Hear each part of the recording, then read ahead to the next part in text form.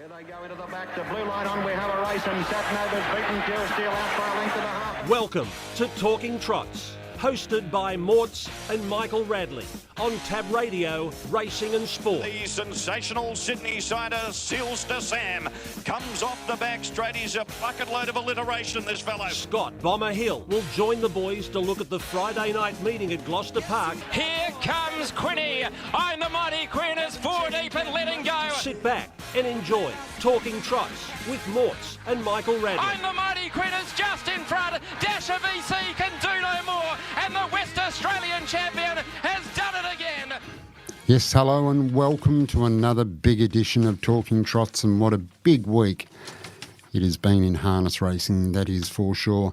Last Friday night at Gloucester Park was W night, where we had all of the Westbred finals, and the Eureka was centre stage at Menangle last Saturday night, so plenty to talk about. No Michael Radley again this week, as he is currently interstate and he can't be with us, but shortly we will be joined by one part of Team Bond, as Greg Bond has kindly given up his time to join us on the show to discuss the chances of his horses this Friday night at Gloucester Park. We'll also be joined by Scott Bomber Hill to preview the meeting at GP, and Ollie Cownie will join us to look at the country meetings this weekend.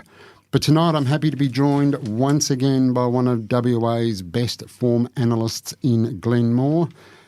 Good evening, Glenn. Another big night of pacing coming up at GP tomorrow night. Yeah, good evening, Morts. Yeah, it was a big week last week, the Westbred meet, and we both went over to New South Wales to witness Eureka. The horse that we went over there expecting to be in the finish, Never Ending, performed very well. The race wasn't run to suit, unfortunately, and we're a bit disappointed with the tempo of the race. But once Luke McCarthy got to the front and dominated the speed of the race, it made it difficult for other horses to get back into the race. And, it was probably a touch disappointing from that viewpoint of us sort of expecting Never Ending to be in the finish, and we know he's good enough. But, that was a sombre end. Junior did get a result on the night of winning the $100,000 two-year-old fillies race, I think. So that was quite good. Robert Watson, I think, won the last race, and which is a good result for Robert, another $100,000 race from memory. But it wasn't the result we expected, but I think Never Ending as a horse will benefit from that trip away, and I assume he's on the way back soon, Mords. Yeah, look, it was not the result that we'd hoped for, but it was a good experience for both trainer and for horse. And Luke McCarthy has always been one of the best in the industry as a trainer and as a driver. So very clever drive by Luke. There wasn't the moves or the expected leader, so that it just changed the race, and with that reasonably slow lead time, and you get quarters of 30.3 around Menangle. Makes it tough, but congratulations to Luke McCarthy and the team with Don Hugo. Very impressive, and did what he had to do to win. Certainly, and we were able to, we had the privilege of seeing Catch a Wave again and winning the Len Smith. Yeah, that was a great effort too. Beautifully driven and well trained at the moment again by Andy Gath, and Kate drove the magnificent race, lobbed the box seat, and looked the winner in running, quite frankly. And it looks like he's approaching that form again, and let's hope we can get him over here for the Pacing Cup in November. Let's hope the planes all work, because it's going to be great to have Catch a Wave as part of the Pacing Cup Carnival, and we'll add some depth to that. So that's something to look forward to. The Westbred last Friday night saw some promising young Westbred horses, some very competitive racing, Morts, and I'm sure you're about to touch on some of that now. Yeah, certainly are. It was a great night. Sorry, I didn't answer your question, but Never Ending will probably be back in around about 2 weeks. Okay. We're looking to try and get a flight for him. There's one potentially available in 2 weeks, so we'll get him back here, and then Justin can just have a look and map out his plan for the remainder of the year. But hopefully a couple of weeks' time. And Justin was flown back already, has he? Yes, he has. He's left the horse in the very capable hands of Peter and Cindy Rickson, who were outstanding, and their property was just a great place for Never Ending to be. So, it was just one of those things. Everything went right except the race, unfortunately. Yes, but, no tempo for you. I'd like to say there's always next year, but unfortunately he won't qualify for that race next year. But it was a great spectacle. It was a great night. I thought Menangle did a good job on the night. There was a good crowd. There was a good atmosphere. So, I think the night went off really well. Yeah, look, it was just the spectacle of the big race was just the only letdown, but that can happen in harness racing. Some races just get dictated like that, and then in running you sort of knew, well, it's in trouble here. It's not going to be able to get into the race, very unfortunate. But there's a lot of big races coming up for Never Ending. So the Nugget out of Shum in the Pacing Cup, would that be on the horizon? The Nugget certainly would be, given it's an age race. Look, I think the important thing is to get the horse back to Perth, back to buoying up. Justin can then reassess how the trips affected him, and he would have had a couple of weeks off. Does he need some more time? Yep. Because the Pacing Cup is coming around reasonably quick. So it is, yes. It's probably only about 8 or 9 weeks from today. So it's early November, isn't it? Yeah, off the top of the head. Yeah, it's about mid-November. So given we're at the 12th now, it's probably only around about 8 or 9 weeks away. So, and the Nugget is December, so it gives you time up your sleeve. A little bit more time, and it's an age race, which would be ideal for him. But last Friday night at Gloucester Park, what a great night of pacing. In the first, here's a horse that just grows an extra leg when it draws inside, and that is Long Reach Bay, just excellent out of the gate and just led all the way to record a solid win. Yeah, well controlled. Once he got the lead, which he was expected to lead, very heavily back, $10 in, a lot of happy punters. Dictated the race, rocked me over, went very good, popped outside the leader and ran another very honest race. In the second, Little Darlin was a nice winner for the Barry Howlett stable, which has been going along very well indeed over the last period. Beat a good field and never looked in any trouble when out in front. No, well controlled. Once it got the lead within its terms, controlled the race again. Paraquet outside the leader. Rattling Lily tried to get that position forward, obviously. Had to work into it later with Paraquet there and made it hard for Rattling Lily to pick them up, but it was a very competitive race. Wonderful Fly, first up, probably a query on perhaps the way it went, but the race wasn't run to suit. We'll find out more tomorrow night. Yeah, and look forward to it. Armour X Factor was able to beat Otis out at the start and got a fairly easy run in transit before going on to win. Yeah, look, he looked the winner, didn't it, on paper, and got the job done very easily. Look, it loves to lead. Mickey Taker and Otis breeze and 1-1, whichever way it worked out. But we're assuming Mickey Taker may have been in the breeze, but it worked that Otis was there. Mickey Taker took the 1-1, came late. Both very good runs. Armour X Factor had that race under control. Waterloo eventually got to the lead and was in absolute cruise control mode from that point on before scoring an easy win going 1:55.5 for the 2130 metre 3-year-old fillies event. Yeah, look, meritorious. 1:55.5, not to be sneezed at, Morts. What a great filly she is. And she seems to do it within a sleeve and only seems to do what she has to do. Aide de Campo did the smart thing, held the lead. That was the question mark whether he could hold the horses to his outside. Did that, sat on the favourite and got second money, very good money indeed. And Lion Queen, the one that did the work in the last lap, had to really burn the last lap to get outside the leader, and it was meritorious run from a long-term viewpoint to run third. A very good little race won by a top-class filly. Bet the House. What a gutsy win and drive of the night for mine with Chris Folk. Very aggressive, then got some cover, came out at the bell and just fought on to win. I thought it was a terrific win and just an even better drive. Absolutely. The impressive thing for me about Chris Folk in that drive, and you have to have the horse, and Ron Houston had that horse trained to the minute. You have to have the horse to be able to do it, but there was no rush early for Chris in terms of he didn't dart out of the gate. New Wave Rider's likely leader and the one to take the sit on it, Cabernet. But he didn't rush there. He just had to make sure when Stewie tried to get across in front of him with, what was the horse that went forward? Atlas the Titan, Stewie tried to get across in front of him. Chris just kicked up underneath, and a good move by Stewie to try and get there first, but because he wanted the 1-1. But then he followed Bet the House through, took the breeze, and then Bet the House had the beautiful run, flushed out of the bell, but authoritatively went to the breeze at the bell. And then the 2-horse war that we thought would occur, Wave Rider sort of looked the winner, didn't it? He did. But, geez, didn't it dig deep at the house? A horse with a lot of strength and speed, so that's the ingredients for a top-class long-term future. Yeah, I thought it was outstanding on the horse and an outstanding drive by Chris Voke. Now, Raynette got the absolute perfect run, 3 back on the fence, and just at the time when you needed it to, the whole field in the middle there just completely opened up and gave him access to get out, and was able to get on the back of Copperhead Lady, Aiden DeCampo through everything bar the kitchen sink at the horse to get it across the line.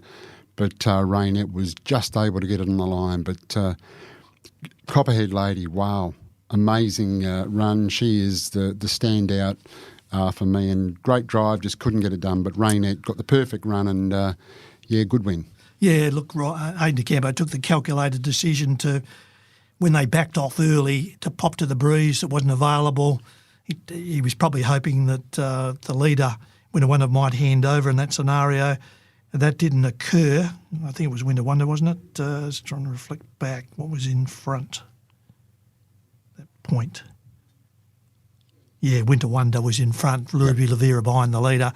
Just trying to refresh my memory. When that didn't occur, I See You Baby was in the breeze. He probably had the thought that I See You Baby would forge the lead, then he'd be outside it with Copperhead Lady. Didn't work out, had to grab up, go back to that spot, and then had the temerity to make that sprint down the back, pick the leaders up. Trent Wheeler racing in, driving in great form, got that beautiful spot off the rail, tracked Copperhead Lady into the race, and just to the inch, perfect drive, grabbed it in the shadows of the post, and a very meritorious winner. She's a very consistent filly. Took the opportunity from that draw. It all worked out, but you have to be good enough to do it, and she was good enough to do it. Congratulations to the Frannics. And in the next, the Belly Up, driven by Denny Roberts. What a performance. 400 metres to go. I think I would have given you any price. Looked absolutely no chance, but this horse has absolutely stormed home down the outside in a close finish to score the 2-year-old Colts and Geldings version of the Westbred Classic. Yeah, magnificent run. A checkered passage in running. Got it lock wheels early. There was an incident there. Had to drag back, get back to last. But the one thing in Denny's favour was it was an up-tempo, war of attrition race. And I actually saw Denny at the airport on the way. She went over for the Eureka. And I said to her, you would have been 100 to 1 in running. She said, I wasn't halfway up the straight though. Certainly she was right. Wasn't. Yeah, it was terrific.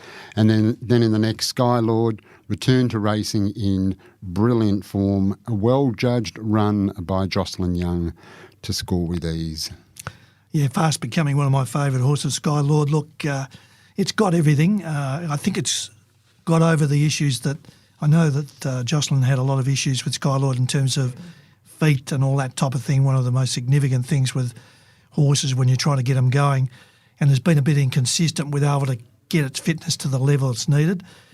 And progressively, I think Skylord also as a racehorse is getting better, and it's got that one thing that separates horses, good horses from average horses, that very high speed, and she trusted it, particularly first up when she did the beefy T, and second up where she put her authority on the race at the 400 metre mark, sprinted brilliantly and held off the very solidly performing Flying Rumour, which went really well and got made up good ground. Very good run, one to follow. But Skylord was very authoritative and a really good win. And Louis Dior was just far too good for that field. Yeah, just a bit class above those ones. Yeah. A progressive horse on the way up. And in the last, Relatively Armed was able to run to the front and hold on to win the last for Colin Brown and Madison Brown. Yeah, once it got the lead, the race was pretty well all over. Friday night at GP, it was a double to Colin Brown and Madison Brown, and My man Trent Wheeler also got a double on the Friday night. Down there at Narrogin, there was a driving double to Aldo Cortopassi, and good to see our good friend Cody Waldrot got a double there. We saw him at Menangle on Saturday night there for the Eureka, so he scored there at Narrogin on Friday. Saturday at Northam, training and driving double to Chris Folk and a driving double to Shannon Savelko. Nothing on Monday, and at Tuesday, a driving double to Shannon Savelko. Okay, before we are joined by tonight's guest, and very happy to say we've got Greg Bond joining us tonight, so we can have a chat to Greg about his charges tomorrow night, and obviously his horses, coming back for the big carnival. So before we go to Greg Bond, let's go back to last Friday night in the 2-year-old Colts and Geldings and have a listen to Belly Up scoring the win. Hard Copy is finishing stylishly. Beat It Like Becker got through as well around the turn. Noble Thorndor, Captain Sterling. Lake Piccolo got out as well in the straight though. And it's Captain Sterling racing up, hitting the front. Lake Piccolo down the outside. It's Belly Up from last is flying. Belly Up is after the leader and Captain Sterling. Belly Up from last. Belly Up beat Captain Sterling. What a run that certainly was. Belly Up. We spoke about it earlier on. Looked like to be 100 to 1 with 400 metres to go, but Denny Roberts, as she quite often does, managed to get the horse up and win the Group 1 Allwood Stud 2-year-old Colts and Geldings Westbred Classic. And of course, Belly Up is trained by Team Bond, and we're very lucky to have one half of Team Bond on here tonight in Greg Bond. Welcome to the show, Bondy. Yep, g'day guys, how we doing? Very good, thanks, Bondy. Heart attack job, Belly Up. You would have tore up the tickets at the 400 metre mark, I would have thought. Yeah, it was probably just going to be interesting, more interesting how he ran on from there. It was a bit of a rough run race, as you no doubt aware, Glenn, but we sort of caught lock wheels early in the race, but that was of our own fault by hanging down a little bit, and that sort of cost him a little bit of momentum. And then, of course, he lost a bit more momentum when that horse up front broke coming in for the bell. And so I think Denny did a good job not to throw the teddy out of the cot, so to speak. At that point in time, she still drove impatiently, and then she did say he was giving her quite a good feel at that stage, but it was probably too far off them. But it had been a solidly run race with the leader over racing, so that's probably the difference between us winning and losing it from there. Yeah, it was a war of attrition, wasn't it, which sort of gave you that some hope of running on, but no favours at all really in the run with the checks and all that type of stuff. You rarely see them win. Obviously, it's had a checkered preparation, Bondi, too, with feet problems and listening to the commentary about the issues you've had to just get it to the starting line even. It's a pretty meritorious effort to get the work into the horse that's required to win a race like that, considering they ran a reasonable time, 1:58 from memory, and copying those checks and still getting the job done. Yeah, well, full credit to the horse to be able to cop that interference and still still give him be in the race and going well. He could have very easily sort of all become a bit too hard for him. But it's been a number of issues we've had. He's just got this habit of pulling shoes and. Got to the point where his walls had we really didn't have a lot of, if any, wall left to put nails into. So we had both his front feet. We had to build them up last week with polyurethane and a mixture of that and fiberglass and other stuff. And effectively, he didn't have one. He might have one or two nails, but more than half of his nails he didn't even have in his own feet Friday night. They were in his built-up parts of his hoof. So bit of a challenge, but he got there, and in the heats we'd had a bit of a bug going through the barn too, so his heat run didn't look that impressive, but our horses did have a fair bit of mucus in their system, so that they didn't perform as well as we were expecting in the heats, but fortunately we were able to qualify 2 or 3, and he was one of them, and he was all clear Friday night, and you probably saw the best version of him. Bit of a challenge to get him there on race day, just listening to all that. What was the confidence levels? I mean, obviously you had to do a lot of work in his feet and the mucus and all that. What was your confidence level come race night when the arms went back? Probably 1 out of 10. Right. Particularly drawn 9. But yeah, well, 9. I mean, in fairness, the horse's form had been pretty solid, and I mean, had he drawn a nice barrier, he probably would have been, a 7 or 8 to 1 chance, Glenn, I guess. But because of barrier 9, etc., and he was obviously that was just going to be probably a bridge too far for him. But as I said, we definitely needed plenty of speed on. We got that, and he was able to take advantage of him. But yeah, the future looks bright for him anyway. Certainly does with a finishing run like that, and it was a big night, the W night, and you were lucky enough to win Group 1 2-year-old colts and geldings Westbred Classic. So they're certainly a nice addition to the calendar, Bondi. Yeah, it's a good habit to get into if you can maintain it, isn't it? Absolutely. It's a nice stake money, and the incentive for people to go to the local sales and buy, must be. Well, certainly no. It's a very big carrot. That $225 one for the colts and geldings and the fillies. And Bondi, and the 3-year-old league's nothing to sneeze at either at 100 either. So exactly. They're definitely incentivising people to buy at the local sale, which is great. Yeah, and foreclosure, they'll be happy with that one. The Charles family, being a big feather in the cap there, seems to be doing a good job. Foreclosure. Yeah, look, I haven't followed him too much. I mean, we just picked this bloke out at the sale on type, really, Glenn. Yep. We do, well, really, it's Sky's baby. I'm just there to have a couple of beers and watch her do her work. But but in fairness to her, she's very, very thorough. We did go over a lot of yearlings, and sometimes you sort of see one you like, and it might not be by a stallion you're necessarily wanting to get out of or buy one out of or buy, but. It was just one on type. We thought, and it was the price was reasonable, so we were happy to have a shot at him. And as it turned out, it turned out to be a good pick. What about the stars of the stable? Minstrel, Tenzig, Bromac, 2 that spring to mind in terms of the Pacing Cup.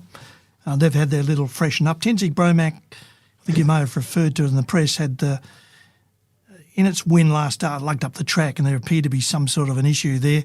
And you've identified that issue. Can you tell us more about that? And Tenzig, Bromac, and the very good Minstrel, clearly one of the best horses in the state, Bondi. Are they the 2 major hopes of the Pacing Cup? And can you give us an update there? They're our numbers 1 and 2 seed. Minstrels. He had a longer break this time in after. A very long and successful campaign last time in, and he's had a trouble-free prep. He's had a number of gallops now. He'll probably hopple tomorrow morning for the first time, but he's fairly forward, so he'd probably only take, I would think, probably 3 weeks, and he'd probably be very close to being screwed down, good to go then. And Tenzig Bromac will be in a very similar boat. Yeah, we just paced roughly in that race and lugged up the track, and we identified he was pretty sore in his hind hocks, and so we did some corrective shoeing and also just some treatment, and we backed off in them. We decided at that point in time, I mean, we could have done a quick fix on him, but really our eyes on the November prizes, so we elected then just let's let the whole thing settle down. He had a week on the walker, just a week light jogging, and he's back in full work now, so he'll actually work up with Minstrel, and they'll be pretty much right to go at very similar times, which I would think would be probably the first Friday of October, or if not, definitely the second Friday. Now, you talk about number 1 and number 2 seed. Gee whiz, there can't be much between those 2 horses. Tenzing Bromac, certainly, and you've identified this with Tenzing Bromac all along the way. He's certainly a real up-and-coming horse, and I think he's going to be very, very hard to beat in anything he races in over this summer carnival. And of course, Minstrel, like you said, brilliant campaign last time in. Is Minstrel still the number 1 seed, slightly ahead of Tenzing? I'll be sleeping in another room if I said otherwise, Glenn. Or Morts, I should say.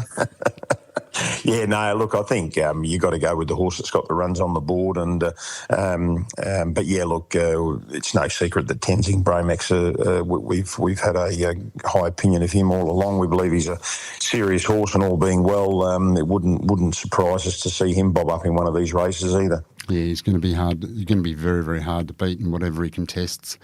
And for the 4-year-old races coming up, you've got Lusaka. Whereabouts are they at?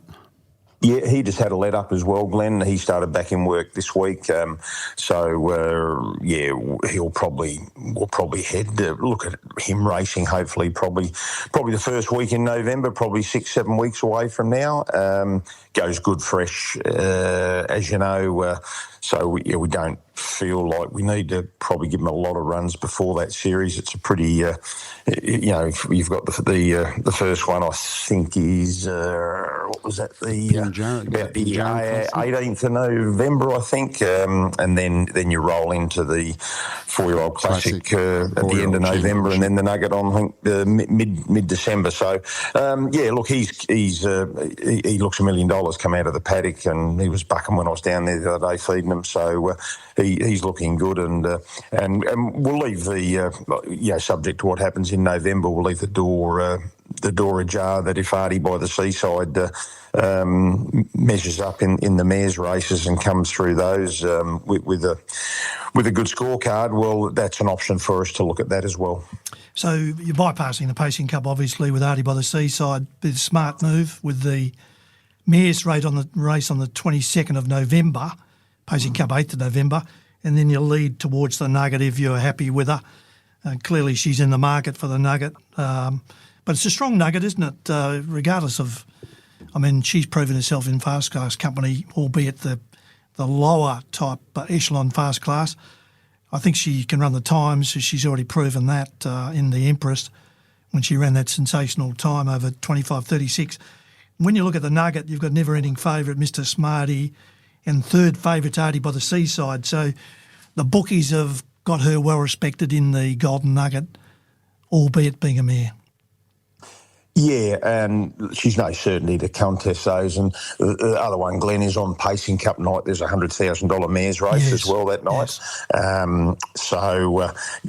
We wouldn't bypass that to go into the Pacing Cup. That might, I think we just look after her in her own grade where we can. I think that's prudent to do. And then we'll look at the Mares Classic in a fortnight after that, and then we'll just. If the cards are falling our way, well, it'll be a good problem to have, but it is, that's a serious nugget you're going to have this year, I would have thought, on the horses that are floating around, and it wouldn't be something I'd just throw her into willy-nilly.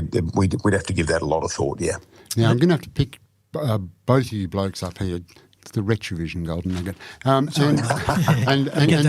And Bondi, I agree. I think it's going to be one of the best Golden Nuggets we've seen for a while. It's going to be a star-studded field, be a real spectacle.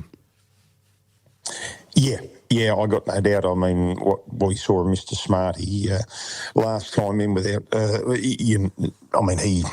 he looks quite exceptional from what I can see.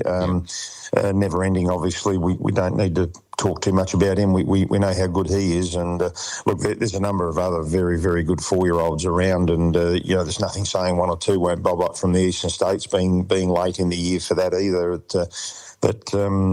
That could well happen. So it's going to be a cracker, that Retrovision Golden Nugget this year, Glenn. Thank you, Bondi. That's better. Well done. And so that's well down the track for us. But at this stage we're just aiming Lusaka at that. And if the mare steps up and we decide to go down that path, well and good. If not, then it'll probably just be Lusaka from our camp. Sorry, let's not forget one horse that won very well last Friday night. Come back to racing in outstanding form in Skylord will be part of that Golden Nugget. So it's going to be a cracking field, the Retrovision Golden Nugget. Yeah, no, it is. I mean, it's, there's horses out there I can't even think of at the moment, but, you say their names, geez, there's another one, and geez, there's another one, and that's just, that's just how good, but that's great for the industry, great for the race, and it should augur well for a good betting medium as well. Huge depth in that nugget, and then we lead on to the Nullarbor later the following year. Some of those 4-year-olds will feature. Yep. But I'd rather right now talk about your top-class 3-year-old, Christopher Dance, a horse that we've got a big opinion of ourselves in terms of we're very interested in that horse ourselves in terms of purchasing, but you beat us to the punch, Bondi, you're too clever. And Christopher Dance ran second in that Northern Derby very impressively when Tony Hurley drove him, did a heap of work. And for mine, on ability, the one to beat. Are you happy with Christopher Dance since it's arrived in Western Australia? Yeah, he's settled in really well. He's adapted to our training environment of the sand and everything, and he's only had a couple of hopper runs now. We sort of plan to look at getting probably him fronting the starter probably early October, so probably in 3 weeks' time. We haven't done a lot with him. He's just been getting on one line for us, so we're just playing around with him there. He did that a bit over there anyway. Yep. No, you sit behind him, and there's a real good engine there, which is pleasing. And we'll just we'll screw him down next week and the week after, and he won't be far off after that. He was actually ready to trial over there when we bought him, so he'd had a fair bit of groundwork into him. So we're just going to, as I said, screw him down over the next fortnight, 3 weeks, and I'd like to try and get at least two, maybe 3 runs into him before the Derby. Yeah. Yeah, but he settled in nicely, eating and all that, acclimatised that part of it, no problem. Oh, yeah, he's a colt, Glenn, as you know, I go and feed him in the morning. I've got to grab his halter because I'm afraid I'm going to get bitten. But no, he's got a very, very, very, very bright attitude, and you can't fault that side of him. No, he hasn't missed a beat. He's there's zero issues on that side of the thing, which is always good because, as you know, Glenn, you've had a lot of them on your journey. They can get here, and sometimes they can take a while to acclimatise, or they go off their feed. They don't necessarily handle our type of work as good as you'd like, and you can be chasing your tail, but that's not the case with this fella. Vegas Strip's the other one you've got that springs to mind for the 3-year-olds. You're happy with the progression there? Yep. Yeah, no, good. His last run, we were a bit disappointed in. He did a bit of work off the arm, but he against did come older in horses, though, Bondi. Sorry, against older horses. Yeah. I still felt he went a bit the unders, Glenn, but he did come in with a very, very high heart rate that night, significantly higher than normal, and so I don't think you saw the real Vegas Strip that night. At least I'm hoping that's the case. So we just freshened him a little bit and backed off him, but he'd work at home since. We've asked him to go again, has been as sharp as ever. So expect him to. We're just going to race him sparingly now, heading towards that Derby series. Just we'll give him a run maybe every fortnight, 3 weeks. Just tick him over. He's a clean-winded horse. Doesn't need a huge amount of work to keep him keep his foot on the till, so to speak. So we'll just manage him. But I'd expect you'll see a pretty good version of him tomorrow night. Yeah, that leads into tomorrow night. It's a very winnable race for Vegas Strip's ability and very good gate speed. It did attempt to lead us last start, almost got there and had to really rev up and probably took a bit out of it in that situation. Here, it does look 1,700 metres. There's a bit of pace inside you. Are you ready to sort of confidently drive it out of the gate, would you say? Look, I haven't spoken to Denny. She's been away this week, so we'll probably have a powwow between her and myself and Sky tomorrow morning. At home, this horse is quite lethal off a sit as well, and you haven't actually seen that with him since he's been in WA. He's always with his gate speed. So I'll have a chat with Denny. We're not me personally, I'm not over fussed. We don't have to lead to win this race. And I know that the Me Flash has got very good gate speed, and so there's a bit there. So, I'm happy to have that discussion with Sky and Denny tomorrow. And if she feels there's too much off the arm and she wants to trail up, I'm more than happy with that. In fact, I'd actually like to see how he went like that, because you can't just be leading in every race. It just doesn't happen that way. No, and likely probably when you get to the Derby level, 2,500 of that sprint's there. That's not a bad option to have up your sleeve. Yeah, it is, Glenn, and I'm pretty happy to explore that when the opportunity comes, and it could well be tomorrow night. Might mean he's a little bit off him if that does happen, but that's not I don't see that as being the end of the world anyway. I still think he's. I like to think he's probably the best abilitied horse in the race, and I think he can win it even if he's not leading. Yeah, the other one is Steal the Show, very consistent horse, a winnable free-for-all tomorrow night, but an awkward barrier draw given Sangro Royale and Talks Up a Storm are drawn 1 and 2, but they could be a little bit on there early as well, and Steal the Show's got that lethal sprint on it as well if they go hard enough to get you into the race late. Yeah, we can't seem to buy a barrier draw with this fella, unfortunately. I was sort of hoping for one this week. We haven't had any luck in the last probably 6 or 7 starts with him. But yeah, you're right.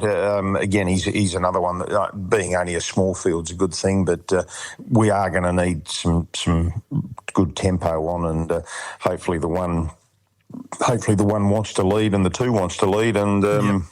And they do a bit early, but look, he's working up good. He's going along good. He might just be 5 or 10% off his absolute best, but it is a winnable race, assuming that the race is run with a genuine tempo anyway. Sure. Karana's the other one that's absolutely jumped out of the ground. It's actually surprised me a lot, the way it's kept improving, Karana. And when I was thinking to myself, a standing start horse, nice horse, a good turn of foot, but some of the sectionals are exceptional. And then the mobile performance where it flashed against Artie by the Seaside late, another step forward for Karana in terms of its flexibility to race and mobile as well. Tomorrow night, similar situation, I guess, where you've got your main dangers drawn better. Yeah, look, we'll drive him soft tomorrow night. We'll just nurse him off the arm and find a jacket. And he hasn't run for 3 weeks now, I think, from memory. He was quite pleasing, that run in the mobile, actually. I was sort of thought, okay. He's not a one-trick pony. He's not just a stand horse, and really with the mark he's on now, Glenn, he needs to move forward into mobile racing, because the marks he gets in stands, he's just too far behind them. So that was really pleasing. So I'm just he'll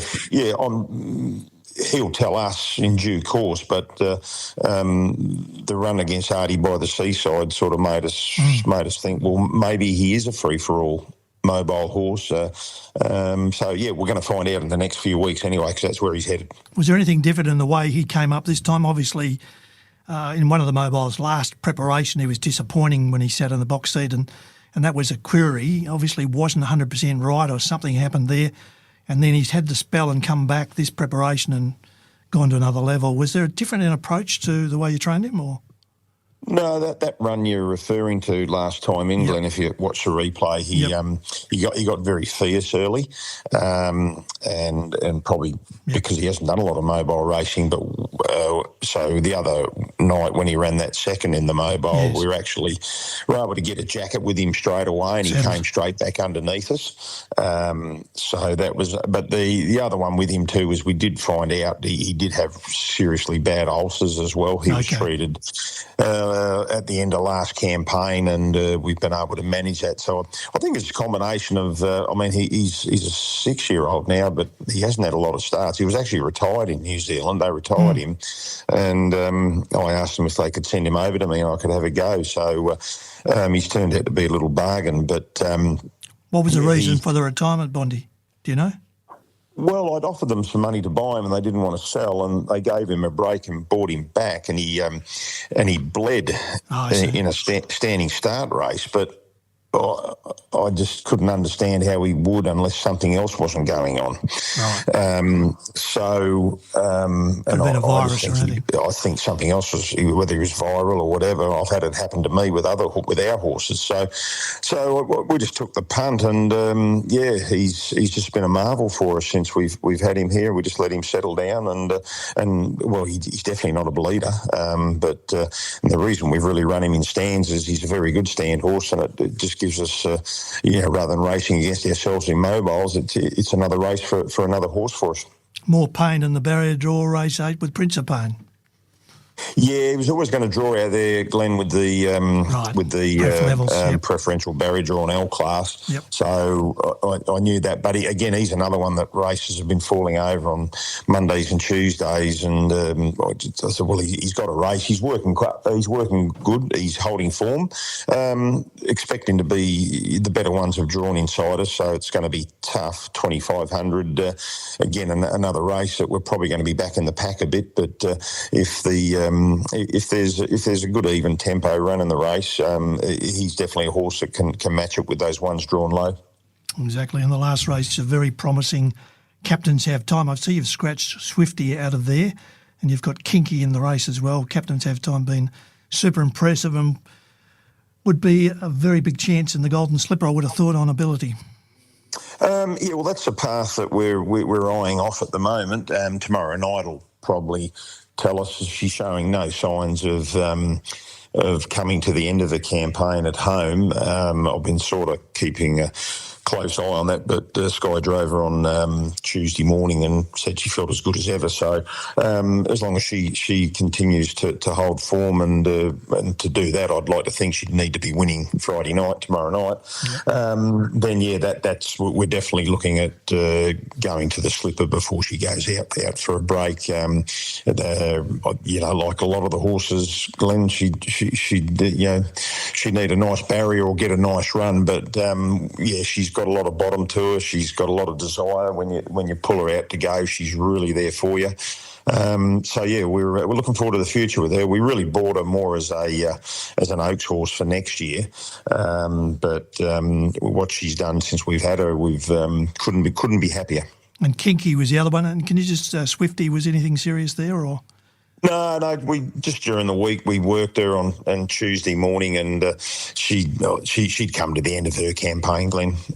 So there was no point pressing on with her.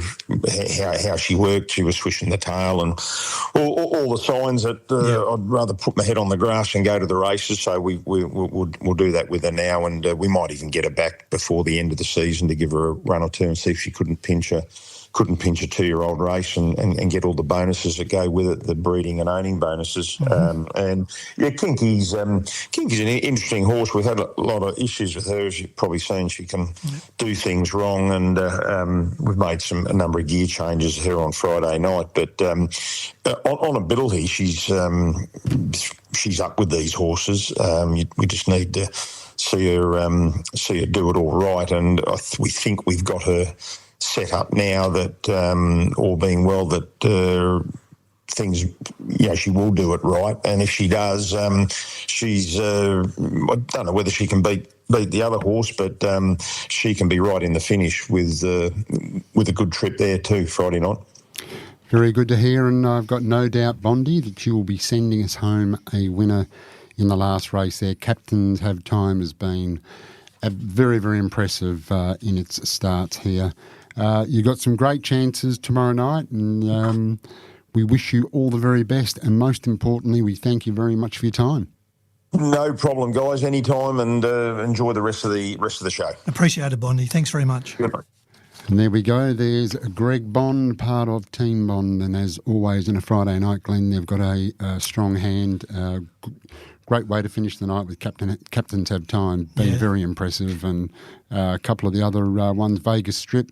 Be interesting to see what happens with Vegas Strip there tomorrow night, whether they elect to take the sit, which it sounds like they're probably going to do, depending on what happens off the arm, of course. But they've got some great chances on Friday night. Certainly have in the stables building. You had that little lull period, obviously, with Bondi alluded to it, a virus going through the camp. They didn't have as many runners probably through the winter because of that problem in the stable that they had. So they're building now towards September, October through to December.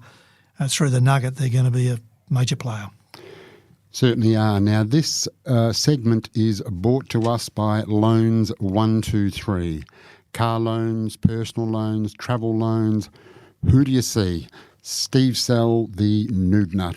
You can contact Steve Sell on 1800 100 100, and they are still doing things the banks can't. So get along, see the great man Stevie Sell. He will get you sorted, but hopefully after we've had Bomber's tips and Ollie's tips, it will not be required. So looking forward to a big night tomorrow night. Now, before we play off to the break, last Friday night, we spoke about it earlier on, Raynette got an absolutely beautiful run back there, 3 pegs, and down the back the whole field just completely opened up, and Trent Wheeler, he's very good, and he managed to find the line. So playing off to the break, here we go back to last Friday night and Raynette.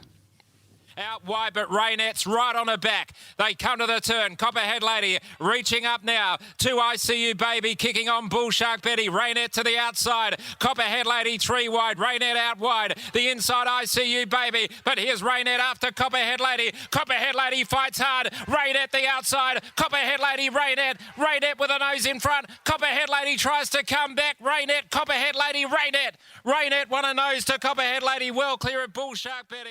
Hi, I'm Steve Sell from Loans 123. We are car finance specialists. We can help you find the loan you're looking for, your new car, and help find a home for your old one.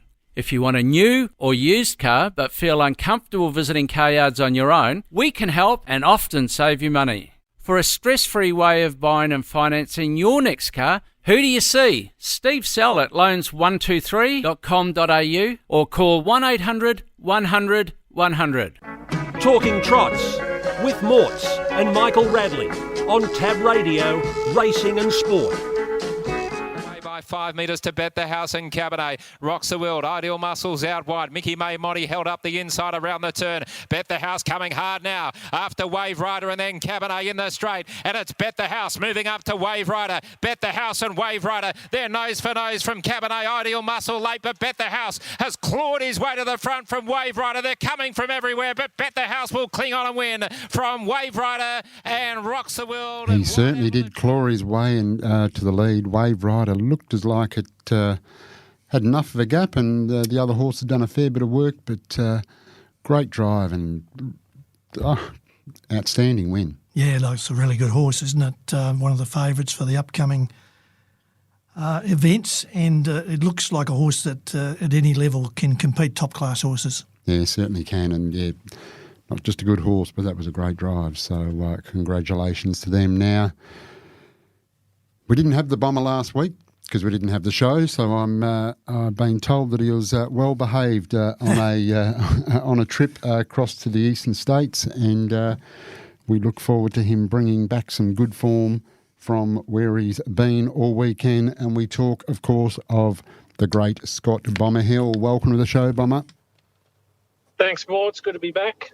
Got over the hangover yet? Just, mate. It's been a pretty dusty week, I can tell you, but.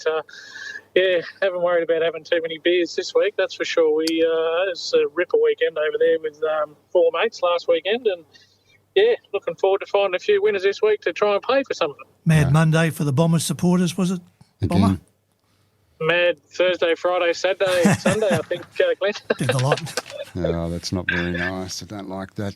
Anyway, Bomber, glad you had a good time. Always good to get over to Melbourne. There's always great racing and always great football, especially this time of year, so I'm sure a good time was had. So looking ahead, Gloucester Park on Friday night, we've got a big 10 race program with the first race kicking off at 5:16 p.m, which just happens to be the first race that you're betting into. It's the Retrovision Click and Collect Pace over 2,536 metres.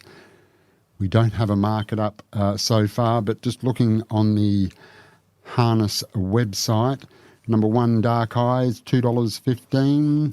2 Amazing American, $26. The 3 is Scratched, My Little Big Man. 4 Barbados, $16. 5 Cloud9, $16. 6 I Better for Langhamwood and Kyle Symington at $41. Good old Tubbs Farquhar is $61. 8 Pierre Whitby at $26. Rock Me Over with Chris Boak in the bike at $6. On the back line, Lombo Mitchison for our man Michael Blakemore and Aidan DeCampo at $4.20. 11 Maddie at $51 and number 12 Tucks and Tails at $61. How do you see it, Bomber? Yeah, well, I think there's some chance Dark Eyes just leads and completely dictates, but I'm hoping that's not the case. So I've gone for one with a little bit of value in Lombo Mitchinson on his back. He can be really dangerous with a bit of luck here. They were in the same race 2 starts back, and Lombo Mitchinson did all the work in the breeze before Dark Eyes, which sat 1-1 on his back, cut him down late. But Lombo Mitchinson never gave it away on that occasion. He actually hit the line stronger, I thought, than Dark Eyes, and I just think we can forget he went around last start. He landed 1-1 and then he just never got any room at all in the room and in the straight. And he is due a change of luck. And if it does come here, he'll scare the life out of him. He's going to go very hard to beat if Dark Eyes does let him off his back or he can push into the clear at some point. 2,500 metres too probably suits. I think so. Probably suits more than the probable leader, Glenn. He probably won't enjoy that trip as much, particularly if a little bit of pressure comes. How many units, Bomber? Just the one. He will require his share of luck, but I do like the way he's going and completely luckless last time. Bomber, on the Harness website there is $2.15. Is that the sort of price you're expecting? For Dark Eyes or? Yeah. Yeah, I think he could even be a bit shorter. I thought Lombo Mitchinson might be around the sort of $5 mark from that draw. I'd be surprised if Dark Eyes is in the black. Yeah, I've got him a little bit. I've got him in the red, Dark Eyes. Yeah. Yep. Yeah. All right, and then we move on to race number 4 at 6:52 p.m. This is Sell Your Car at Westside Automobile Pace over the 2,130 metres. Number 1, Franco Mecca at $8. 2 Eaton Rock at $5. Number 3, Sugar Street for Barry Howlett and Chris Folk at $10. 4, Ideal Tomato for the very powerful Michael Young stable at $4.20. 5, State of Heaven at $16. 6, Lamandier at $16. Number 7, Rock and Roll Elliot at $21. My Ultimate Chevron, number 8, is $26. On the outside, we have a Goodfellas for Deborah Lewis and Chris Lewis at $5.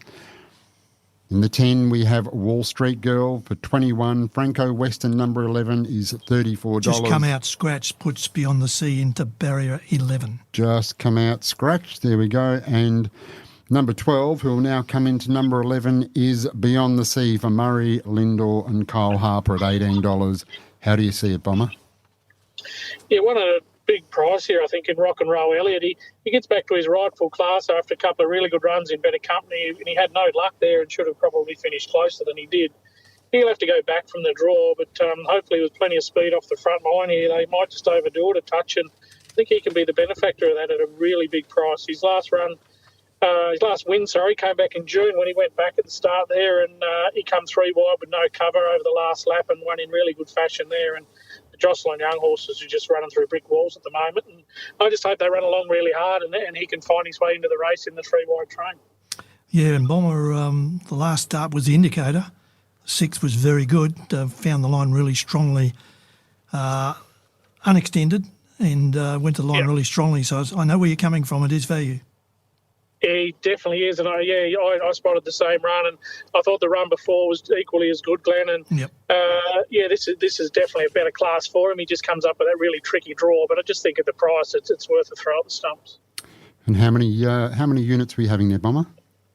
Again, just the one unit. He does need things to fall into play, but too big a price to let him go around without being on.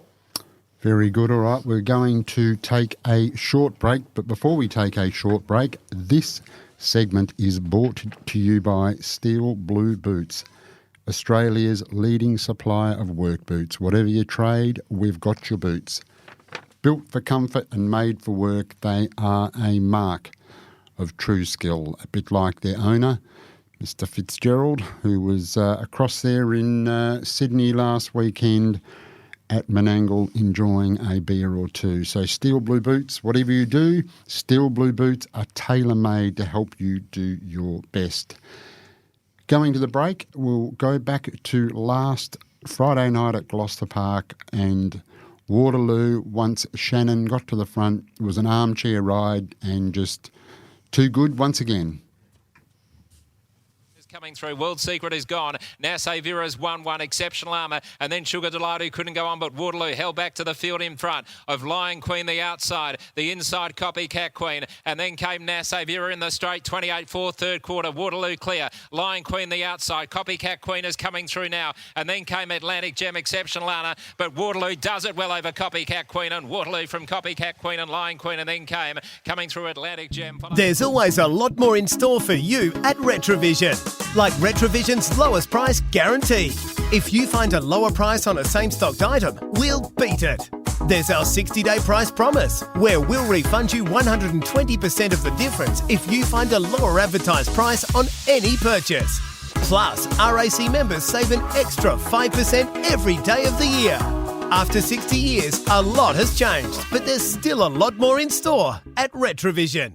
You are listening to Talking Trots with Morts and Michael Radley. Parakeet, Rattling Lily, wonderful to flies out very wide. On the inside coming through is Our Lily Lou. Also Champagne, everyone is there in the straight. It's Little Darling showing the way from Parakeet. On the inside is Our Lily Lou, Rattling Lily, Wolves, and on the outside is Sovrana, but still in front Little Darling from Parakeet, and Little Darling has won from Parakeet, Rattling Lily. Yes, just too good, Little Darling, with Chris Lewis in the bike for Barry Howlett. And as we said, the Barry Howlett stable has been really firing of late. So, Bomber, where to next? We go to race number 6 on Friday night, which is the Book Your event at Gloucester Park, conditioned pace over 2,130 metres, due to go at 8 p.m. Number 1, Otis, Dylan Edgerton Green, $2.15. Number 2, Middle Page for Lindsay Harper at $61. 3, Armour X Factor, $7.50. 4, Hampton Banner at $10.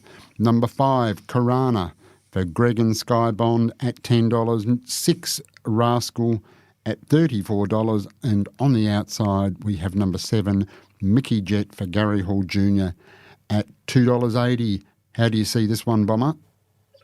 Yeah, I think this is the banker of the night. Mort's, despite doing a lot of stand-start racing, Otis is actually a really quick beginner from the mobile. And with no second line here, he gets the opportunity to time the start perfectly and hold them out. And from there, I think it's almost impossible to beat. There's no real breeze horse, and after an initial burn, he'll get the opportunity to completely control, I think, before dashing home that last 600. And he can run a sub-56 last half, which, if he produces that, it becomes almost mathematically impossible, I think. And I'm really keen Otis. I think he'll just lead and win. A reasonable price too, Bomber. It's in the black, so fast beginner. Breeze last start went meritoriously against good horses, Armour X Factor and the Mickey Taker from memory. So, it was a good solid run, wasn't it? If it leads here, you'd expect Otis to be very tough to beat. Absolutely. It took, Mickey, the horse as good as Mickey Taker to run over the top of him from the breeze last time, and obviously he wasn't going to get around the leader. But, in front, it's a different story here, and it's going to be him that's going to be the one to beat, I think. Sounding very, very keen there, Bomber. What's our staking plan for race number 6, horse number 1, Otis? Yeah, he'll be the banker, as I said, Mortson, a 3-unit bet. I'm really bullish about him. I like it. I like it very, very much. That's good to hear. big 3-unit bet, and then we move across to race 7 for the last race that we're going to review today. The Steelos mobile start pace over the 2,130 metres, due to kick off at 8:32 p.m. 12-horse field here. Number 1, Castella Dell'Acqua for Jocelyn Young, $12. 2, Montana Glory, $1.80. Number 3, Make Your Mark at $23. Elsa May is at $41. Number 5, Soho Seraphine for Kim Prentice at $12. 6, Sovrana at $4.50. 7, Don't Be Silly Chili at $71. Elta Queen, number 8 at $41. Stormy Skies, number 9 on the outside at $71. On the inside of the back, Sister Cherie at $14. Bramonti Steps, number 11 at $34. And number 12, Zafira at $14. How do you see this race, Bomber? Yeah, another one at value and another Jocelyn Young runner in Castella Dell'Acqua. I'm hoping she gets her opportunity to kick through and have a crack at an all-the-way victory here. Obviously, Montana Glory may have a look, but I think Castella Dell'Acqua deserves her opportunity in front, and she's got the gate speed to do so. She's got a very good front-running record in WA, and since resuming, she's come back pretty well, and numerical figures don't suggest she's going as well as she is, but she's capable of 56 last half, so I think she can give some real cheek if she does hold, and if she does hand over to Montana Glory, then she's probably conceded victory, but I think she'll run a place from there, so she's probably a 1x2 basis bet, I think. Interesting. Bomber, they put up $9 on Tap Touch. Castella Dell'Acqua had been heavily supported into $3.60. The market's steadied a little bit now, back out to $4.20. Still very backable at those prices. $4.20, $1.45 on Tap Touch. Montana Glory opened $1.70 with that money for Castella Dell'Acqua.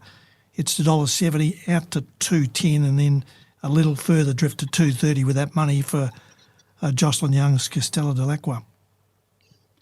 Yeah, well, the money suggests they will try for an all-the-way victory, Glenn, and yep. I think she deserves it. Yeah, she'll take all sorts of beating. And coming from the Jocelyn Young stable, which is absolutely flying. Going really well, aren't they? Really going terrific. well. So drawn well, some good value there. Bomber, thank you very much for your time as well. How many units was that one? Did you say or not? I can't remember. Yeah, won the win through the place. Won the win through the place, okay. Yeah, I can't see it missing a place, but with that big money coming, I think they will try and hold by the looks of it. Looks like it. So the little 1x2 there, the little Richie 1x2 in race 7. Bomber, thank you very much. Good luck. Hang on, just one. Just before you go, Bomber, any multi tonight or not? No, I stayed out of the multi. I thought it was a pretty tricky night with plenty of value, but we went fairly wide, so I think we'll just play a couple of those at value and Banker Otis. That could be the way to go. Okie doke. And Sangway Royale talks up a storm. Just your opinion on what happens there early. Yeah, well, I see gear change for Sangway Real, which suggests he'll be trying to hold up, and I think he may just keep his legs there. Oki, once again, there's no second line there, so he gets the opportunity to time it perfectly. I just think he may keep his feet underneath, and it makes it pretty hard for Talks Up a Storm from there, I think. 420 into 270, Sangway Real.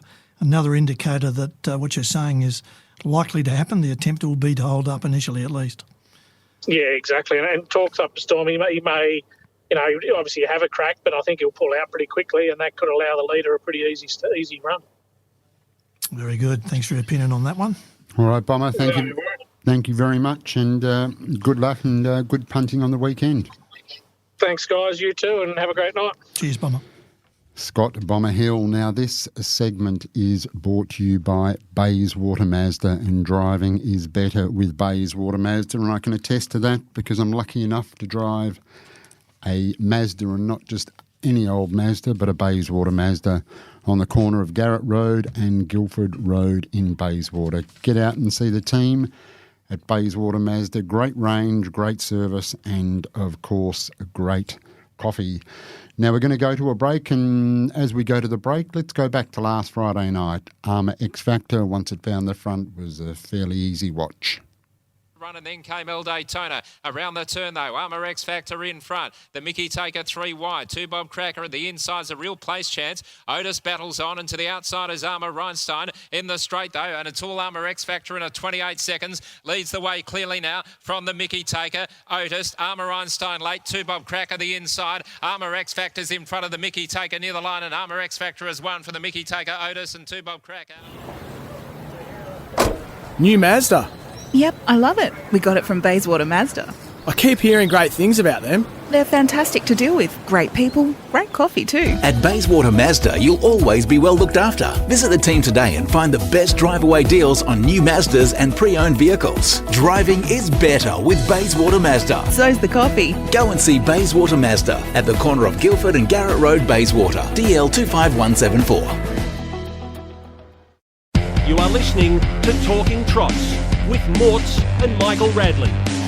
They were followed further out on the track, trying to get home now by I Keep Smiling, still there, Major Delight. There's no never ending for the time being. It's trying to wind up. It's coming with a flurry, and Captain's Knock's getting out, but it's still Don Hugo. He's packing plenty of power. Don Hugo wins it for McCarthy again. Goes home to beat the fast finishing Bay of Biscay. What a run in. Yes, what a win there for Don Hugo, and as we said earlier on, Luke McCarthy. Not too many better in Australia, Glenn. Yeah, not at all, no. He's champion, and he read the play earlier. It worked out well for him. He was probably fortuitous.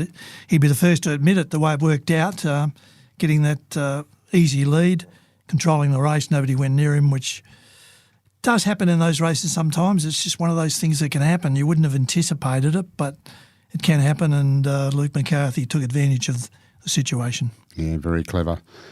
And it was a great night out there at Menangle, and somebody who was out there at Menangle last Saturday night enjoying himself and backing a few winners, as he always does, is our next guest, Ollie Cownie. Welcome along, Ollie. Glen Morts, great to be on. Really enjoyed that night at Menangle last week. They did a good job, I thought. There was a good crowd. Just seemed to be enough of a vibe going on, all night. There was food trucks everywhere. There was entertainment. There was, something visual happening. It just seemed to have something going all night that, people just seemed to be in a good mood and having a good time. Definitely thought exactly the same. And I went to the Eureka last year as well, and they got similar numbers there this year, despite having that Sydney AFL final on at the same time, which might have taken a few people away from attending. But really good night there, great atmosphere. It was probably a little bit flat after Never Ending got beaten, but generally everyone was really happy and upbeat and had a really good night there. I think it's becoming one of the best races in Australia now. It's obviously the richest race, but a couple of years in, it's one you look forward to every year now, I think. And good to see Catch a Wave going around too, Ollie. Very good. He's just got a pretty amazing record for a horse that probably isn't spoken about in the top few horses in the country. I think he's now got 8 Group 1s, which is pretty incredible, really, in an era that Leap to Fame has been so dominant. Catch a Wave has really just chipped away there without getting the same talk. He hasn't been talked about as much as Leap to Fame and some others, but he's a really, really top quality horse, Catch a Wave, and that won't be his last Group 1 win. Well, we certainly hope to see him over here in WA, that's for sure. They made a big impact when they came across last year or earlier this year. Certainly and did. Kate Gaff, tremendous and Andy people, Gaff, the Gaffs too. Amazing Fantastic. people. Just made themselves available for everything, and it was a fairy tale. The horse winning a couple of big Group 1s there. Certainly so it was terrific. And, good for WA too, Morts, to attract a horse like that here. Yeah. And even though deep down we don't want to see the Eastern States horse win, it's a big win for WA harness racing that they've got the confidence to come and know they can win.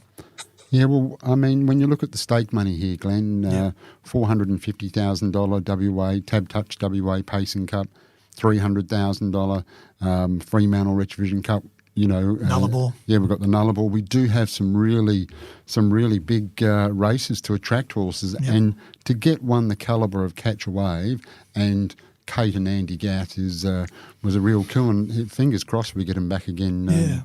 Get them back again this year. Encouraging thing, of course, is Ollie, that people perceive Gloucester Park, you've got to lead to win, but here we see Catch a Wave rounding them up from back of the field at Gloucester Park on a half-mile track. The tempo racing in those big races is strong, and possibly with the Menangle one, it points out one of my bugbears about 1,400 metre or a lot bigger tracks. The pace goes out of the race quite often, and the Eureka wasn't a truly run race. Had it been at Gloucester Park, they would have been moving all the way through, and just maybe never ending might have been collecting. But the bigger tracks tend to have that, particularly when you get to the 2,300, have that slack period in the middle half, which can be dangerous for horses back in the field. I totally agree, and I think a key factor in the early stages was that Sure Thing captain had obviously gotten quite fired up in the warm-up, and Adam Sanderson said we won't be getting involved early. So Pete McMullen zipped across in the early stages and handed over pretty quickly. But maybe if that's at Gloucester Park, Pete McMullen's taking his chances and trying to lead all the way there. Definitely, yeah. Gloucester Park's got that advantage of being a pressure track, and we see it every week. Horses are swooping from bad position. We scored Skylord the other week. There's plenty of them are coming from behind. Of course, if you dictate in any of these races at Menangle or at Gloucester Park, if you can dictate it, the leaders are advantaged. But in general, Gloucester Park is a very, very competitive track. Oh, it's a massive misconception that it's a leaders track. There's always good pressure in the races, and they're really competitive, and the same can't really be said for some of the races over east. So really good track, Gloucester Park. Now, Ollie, this weekend we have a big seven event card at Wagen on Friday night with race 1 at 9 minutes past 6 and a big 7 event card at Bunbury on Saturday night, kicking off at 5:35 p.m. Are we looking down there to find a couple of winners, and Albion Park, of course? We are, and we'll kick things off in race 2 at Wagen. I thought Better Than Secret has been going really well recently. Has decent gate speed, this horse, and think it can work to the top over Heavenly Bliss, who's just trying to recapture some of its better form. I think from that position should be really hard to beat. She's, as I said, been racing quite consistently, hasn't been out of the money many times recently, and was good too back behind Vanita Rose, who's gone on to win quite impressively there. I think Better Than Secret's likely to be favourite, but I think definitely deserves to be getting the lead. Should be pretty hard to beat in that race, I'd say. And that's race 2, number 2. Number 2. Race 2, number 2. And another one down at Wagen? The next one down at Wagen comes up in race 7. I thought Rockin' the Trend found a reasonably good race here. It's a fairly even race. It wouldn't shock if a few of them won, but I thought Rockin' the Trend could be one of the ones that longer odds to figure in the race. Really good running into it 2 back on a tight turning track similar to Wagen at Kellerberrin, and then last start just got a long way back and was working into it well. Beyond Bling ran past there, but Beyond Bling is quite a nice horse when it's going well. Thought over the short course could potentially be put into the race and gets the service of Joey Savalco again, who has a really good association with this horse. So I thought Rockin' the Trend could be pretty decent each way odds there, and looks a good hope in an even race. So that's race 7, number 4? Race 7, number 4, yes. Beautiful. Can't believe you haven't tipped Magic Bay. Oh, I do love that horse. I think it does look very hard to beat, but I thought the Boatster was really good last start, so I'm worried about it. And now, Ollie, we head down to Bunbury on Saturday night, where we have a big 7 event card kicking off at 5:35 p.m. And can you find us a couple of winners there? The first one I think can get the job done for us is in race 2, Hot Rockefeller. Probably a little bit of an enigmatic horse. Was stood down last start after making a break, and since trialled twice, gone quite well in both of those trials. The first trial made a break again, but the effort was fairly sound there, and then was second behind Jax's Ideal in pretty decent time. Think it's the best horse in this race and does have a favourable draw. I'm not sure whether he can make the most of that given those concerns about his manners, but I think Skipper Beat probably was quite impressive on debut, but didn't beat a strong field. So I thought Hot Rockefeller in that race could be pretty hard to beat. Potentially those two will be the real standouts there. Trent Wheeler to drive, big thing in your favour. Definitely, he's driving well at the moment, isn't he? He drove your tip expertly in the first at Gloucester Park, Long Reach Bay. That was a really good return to form. Yeah, a bit of value there. That was good, perfectly driven, as you say. He's a very good driver, is Trent Wheeler. So what was that second number in Bunbury there? The second one is race 2, number 3. Race 2, number 3. And what else have we got down in Bunbury? And then we move straight on to race 3 at Bunbury. Seagrass, I think, is going really well. Had a little bit of a freshen up recently. Probably her form before that wasn't great and wasn't her best form, but 2 back, she returned and she led there and copped a bit of pressure in the early stages and did really well to just keep kicking there. Was headed in the home straight by Pecunious, but kicked back strongly and won. Vanita Rose was the horse she beat there, and it's gone out and, as I said earlier, won quite impressively at Gloucester Park. I think she's got the gate speed to dictate here and get to the front, and from there can just be rated to beat the dangers, which are likely all off the pegs there. And she loves to lead, so I think over the miles she gets the perfect setup in that race. Beautiful. That's race number 3 in Bunbury, horse number 2. And then we go to Albion Park. One of your favourite tracks, Ollie. What have you got for us at Albion Park on Saturday night? Do love Albion Park. Got something for us in race 5. I think it's going to need a little bit of luck in this race. Where the boys are, I think it's quite a nice horse, and it's a really capable sit-sprint type horse, and I think this is the perfect type of draw on the pegs. Shira Lee's a really quick beginner, may take cover at the start, and that would leave Where the Boys Are 3 back the pegs, but I think there could be a pretty genuine tempo in this race, and if there is, Where the Boys Are will be finishing off really strongly from that draw, and I think can run a place and with luck can win the race. So I'd be happy to go 1 by 3 on Where the Boys Are. Race 5, number 8. Race 5, number 8. Number 8, a bit of a Richie there, 1 by 3. Ollie, as always, before we do go, I do want to thank you very much. You were busy counselling a couple of the owners of Never Ending on Saturday night. Did a wonderful job, but it was really good to catch up with you there. It was a terrific night, and here's hoping we can find our listeners a couple of winners at Wagen, Bunbury and Albion Park across the weekend. So thanks again. Thank you once again for your time.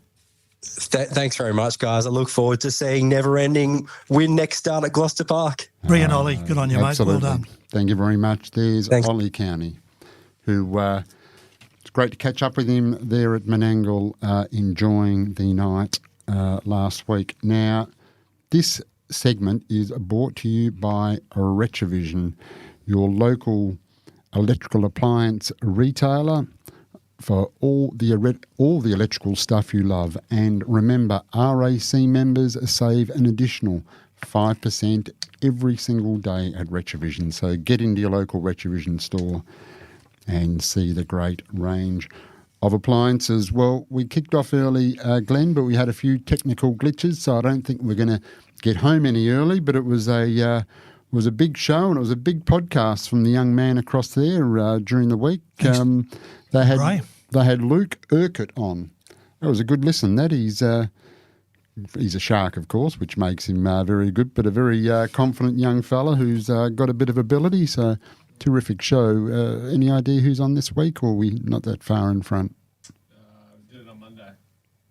Got a Perth fellow on, so you won't like Perth fellow, no. Okay. Yeah, good jumper, that's about it. So get on and have a listen to Brian Ethan at Centre Square. If you like your waffle football, you'll like that. It's yeah, for sure. Bit of humour. Well, Glenn, big show, big week. Of course, we've got a big race. Got the big race there tomorrow night. Howard Porter Memorial. And we certainly got some great racing in front of us. And as we saw with the W night last week, there was some great, some really, really good racing there. And we've got the Slipper coming up. We roll into the Derby. You know, we've got the James Brennan heading into the Pacing Cup, and then we've got the Pinjarra Classic, all the 4-year-old classics to the Golden Nugget. So it's a big finish to the year. It was great to have Bondi on tonight to give us the rundown on the stable horses and the way they're going, the way they're directed into the future. And tomorrow morning, tune in for the Retrovision Gloucester Park preview. Just to be confirmed, but I'm pretty confident we've got Chris Vogt on and Mike Reid as well. And they've got some very significant drives on the Retrovision Gloucester Park preview tomorrow morning at 8 o'clock. Yeah, what they've both been in. Mike Reid and Shannon Savelko been in a great form for a long time, and Chris Vogt, he is just driving. Going really well. And training in really, really good form. Yeah, it's good to see Chris. He's doing both, and his stable's building, which is what you want. Yep. Getting a bit of quality in there, and that's what you need for WA Harness Racing. Just keep bringing those nice horses through. The punters love to have a bet, and they like to follow stables. He's one that they follow, and as well as Mike Reid, of course. They're going very well. Certainly are. Doing a very good job. Well, that's all we have for you this week. Glenn, thank you once again for coming along and filling in for Michael Radley, who hopefully will be back. I think he'll be back next week. So, as I said, thanks. Thank you very much. Not a problem. Hopefully we've found you all some winners, and until next week, it's bye for now. Talking Trots with Morts and Michael Radley on Tab Radio, Racing and Sport. Chances are you're about to lose. For free and confidential support, visit gamblinghelpline.org.au.